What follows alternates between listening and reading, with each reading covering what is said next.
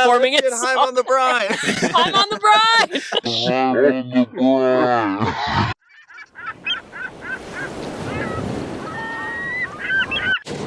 Hello and welcome to Among the Brine, where the Utah Historical Society brings Utah history and culture to the surface.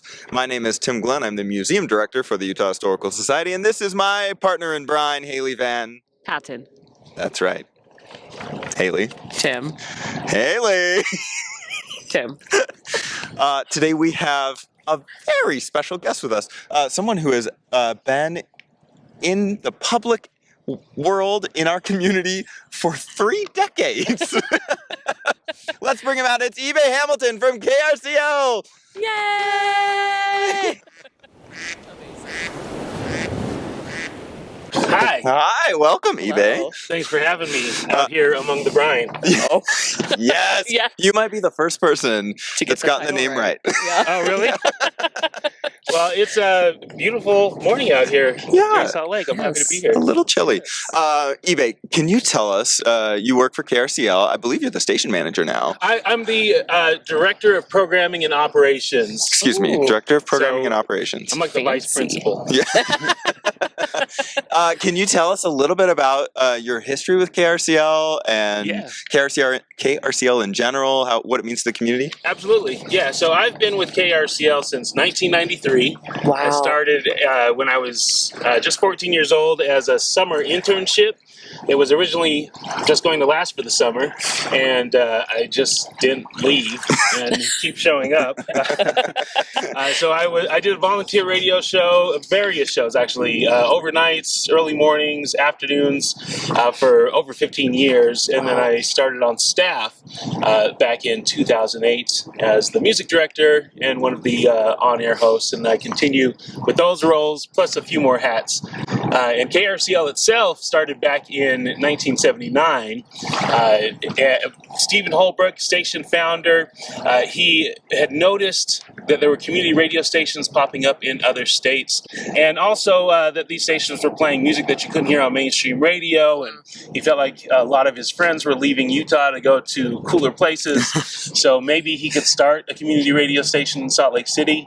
And with the help of a lot of friends, including folks like Robert Redford, that came to help out, they were able to put this thing together without any real, not knowing what the future might hold for the station. And here we are, decades later. Speaking of community radio, like, what do you think then the role is of community radio in like connecting people to their communities, to each other, to local events and things like that? Well, first, there's really nothing else quite like radio. It's such an intimate connection that you have with the radio. It's with you in your car. It's with you when you get ready in the morning. So you have this connection already built in with radio. But when you add in the element of it being a community radio station, it's our job to sort of reflect our community and share information that you're not finding on mainstream media. So you get not just music and concerts, but volunteer opportunities. I often think when people move to a new city, a good first place to connect to that city is to go left on the dial and find a community radio station, and you'll get connected. You get a sense of the vibe of the place. Yeah. And it's just a great resource. Okay, so if you did that here, you're a visitor to Salt Lake, you turn the dial, you get to KRCL. What do you think is the most likely type of music someone is going to hear, like at any given time? Yeah. So it depends on the day. I mean, if you come into town and you're here on a Sunday, it's bluegrass and Americana music, and we have a legacy show Sunday mornings that's called Living the Circle of Life, one of the first shows on KRCL that plays indigenous artists and music, traditional music from the indigenous community and tribes. If you're here on a weekday, you might catch me in the afternoon, and that's everything from Bob Dylan and Grateful Dead to New Bon Iver and Radiohead. There's a little bit of everything on KRCL, and a big part of it is about discovery as well. So you know what you already like, but we might help you find something new to love, and I think that's a cool feature that we offer. That's really cool. I've been told I have a voice for radio. I really have. How does one become a guest on KRCL on one of your shows? Well, if you have, I think what you guys are doing here would be a great thing to highlight on KRCL. I think more folks would love to hear We'll about be there. Among the Brine. And then the Utah Historical Society and the work you're doing with the new museum, I think it'd be great to have you all on. All one really needs to do is reach out to KRCL. Let us know that you have an event coming up, or, pitch us a story idea. But if you wanted to just reach out about maybe being a guest on Radioactive at krcl.org. Love it. Thank you. Okay, let's talk a little bit about music. Yeah. Because you, as you said, you've been on KRCL since 1993. The music industry was totally different then, right? Mm-hmm. So you were probably, going through record bins when you were 14. Yep. And today, the last 2 decades, maybe 3 decades, accessibility to making music has just grown exponentially. So how do you stay current, stay up to date, find things today that you are interested in playing or putting on the air? Yeah, since it's been such a big part of my life for such a long time, it's just built into everything that I do. Just getting here this morning, I was sitting in my car listening to songs that just came out today. It's new releases today. I have a show on Monday called New Music Monday where I highlight new releases that have come out over the past couple of weeks. So I'm always being introduced to and digging for and looking for new music releases. I'm on so many email lists. I'm also the music director at the station, so a lot of the music that's being sent to the station starts off being sent to me. So it's just from the time I wake up to the time I go to sleep, it's such a big part of my world, and has been for as long as I can remember. As you're hosting these shows, like you said, New Music Monday and things like that, are you curating playlists online that folks can go and find after the show airs and see kind of what you're vibing with in the moment? So a cool feature that KRCL offers is all of our programs are available on demand. So if you download our KRCL app, which is available for free, you can listen to every single show. The show I'm going to do this afternoon will be available within minutes after I get off air. Cool. So New Music Monday is how I start the week. I end the week on Fridays with a Friday soul party. I do sort of classic vintage 60s and 70s soul music. And all of that's available to stream for 2 weeks after it originally airs. So we provide it in that way. When you're picking songs to go on air, is that mostly personal preference that you're putting out there, or are you thinking I think the community would like this, or this fits New Music Monday, obviously it's going to be new, but are you choosing just, this hits me, I like it, I'm going to put it out? So for a program like New Music Monday, it might be something where, this is an album that is buzzing, or I think the production is really interesting, or it might not be something that I'm going to love a month from now, but deserves to be highlighted that day. And then there's stuff that this is my favorite record out right now. But it's all music that I love. It's I don't play anything, and none of the DJs do play anything that we're not interested in. Do you think it's time for a game? I think it's time for a game. Okay. Do you need me to hold anything for you to facilitate this game?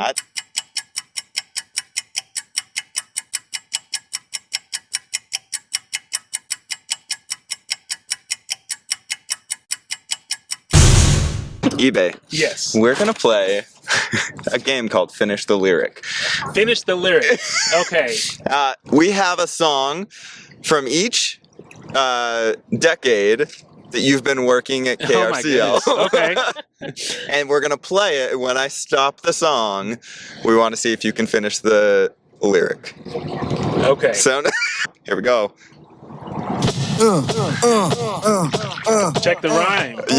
Yeah. Check the rhyme. Used to kick routines and the presence was fitting. It was the abstract. And me, the 5-footer. Oh, we're gonna cut it right. It's actually a line that I've always wondered. Nope. I kicked the Matt style, so step off the Frankfurter. Yeah. I was just gonna say it's got something to do with a hot dog. But you got the song immediately, that's 1 point. Okay, the next one is from the 2000s, the early 2000s. Okay. Here we go. 2000s. Oh, geez.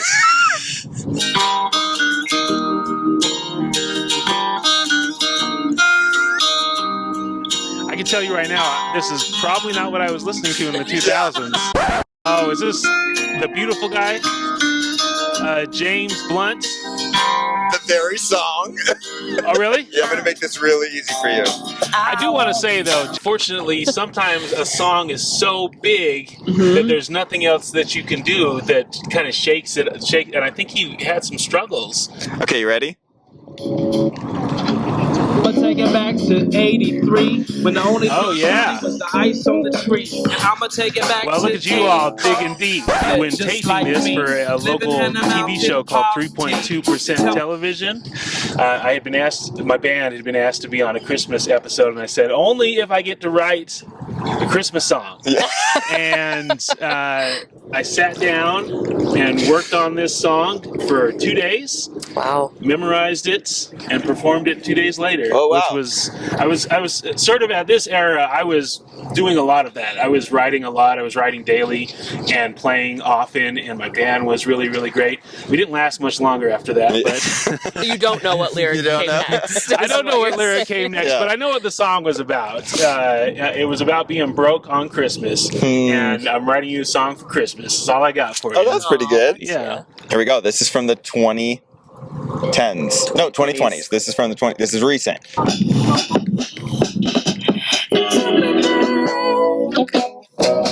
I don't recognize it yet, but I like it.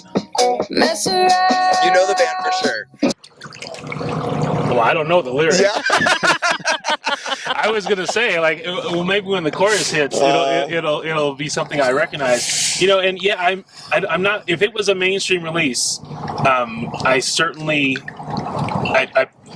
you can't get away from all mainstream releases, and I try to keep up with what the kids are into. Right. Yeah. But no, I don't know that one. Haille, can you do us the honors for song title and next lyric? Well, the next lyric Well, and the and- song title are the same, and it is gasoline. Oh, I thought you were gonna sing it. Oh, gasoline. Oh, very nice. Bye. Tim, do us the honors. Haime. Oh, that's Haime. Yeah. They're gonna be Haime is gonna be Yeah, right playing there. right over at the Great Saltaire. Shout out Haime. Invite us. Out on the I Quit tour. We should have the Brine set up when they're performing it. Get Haime on the brine. I'm on the Brine. There you go. Okay, Yeah. this is a deep cut, but we know you're famous for deep cuts. Okay. So you may not have to know the lyric, but well, we'll see. Name We'll that see. tune. Yeah, name that tune. Name the tune. Okay. Oh, geez. When it started, the production made me think of like Barry White, but these vocals do not. It's not that I don't love you. Is this the OJs? David Ruffin. Oh, sorry. Oh, David Ruffin. David Ruffin. No. Wow. Okay, Sorry. David Ruffin.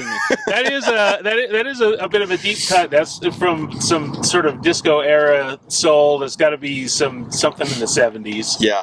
Your musical knowledge knows some bounds. Yes. But you still But won. you still know everything about all of the bands we played. So, okay, last question.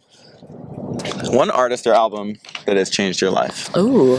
One artist or album that has changed my life. Well, depending on what time in my life. I mean, we mentioned A Tribe Called Quest earlier. That's certainly a group that changed my life and is still a very influential group for me, that first album especially. The artist that probably continues to be kind of up here for me is Stevie Wonder.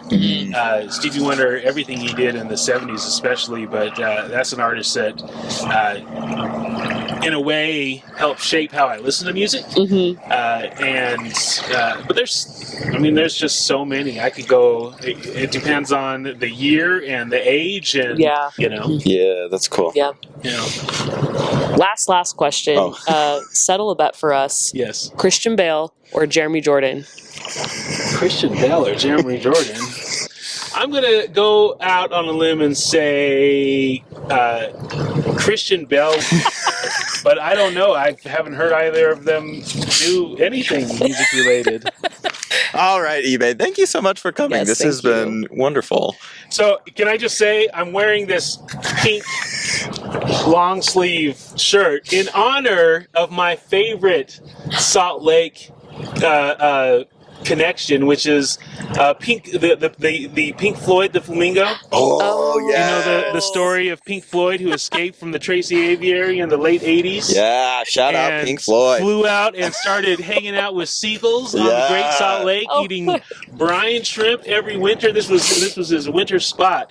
And for those who don't know the story of Pink Floyd, the Flamingo, look it up. There was a whole group called the Friends of Floyd. And they used to come out on the shores of the lake with plastic flamingos, and I think we need to bring that back. Yes. Well, eBay, yeah. Thank you so much for coming. It's been great. Thanks for having me.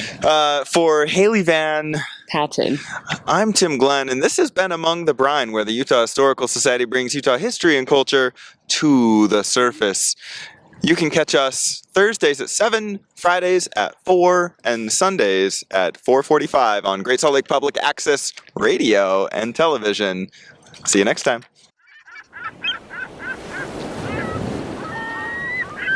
we're not. Wait, that's not a thing. Yeah. Yeah.